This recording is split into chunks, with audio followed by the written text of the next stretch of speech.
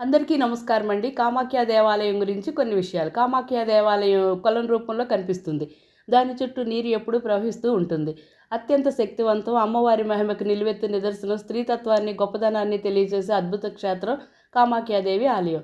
అస్సాంలోని నీలాచల్ కొండపై కొలువై ఉన్న ఈ ఆలయాన్ని దర్శించుకుంటే కోరిన కోరికలు తీరుతాయని భక్తులతో నిత్యం పూజలు అందుకుంటూ అష్టాదశ శక్తిపీఠాల్లో ఒకటిగా విశిష్టత కలిగిన ఈ ఆలయం అస్సాంలోని గౌహటికి 7 కిలోమీటర్ల దూరంలో ఎన్నో శతాబ్దాల చరిత్ర కలిగిన ఈ ఆలయంలో ప్రతి జీవి పుట్టుకు కారణమైన జన్నాంగాన్ని పూజించే విగ్రహారాధన లేని సతీదేవి యోనిభాగం పడిన ప్రసిద్ధ పుణ్యక్షేత్రం.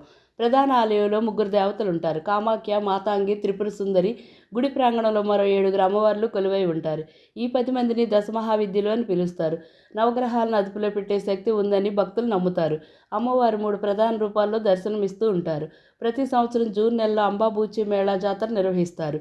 మాతా కామాఖ్య ఋతుక్రమం యొక్క ఆనందానికి తంత్ర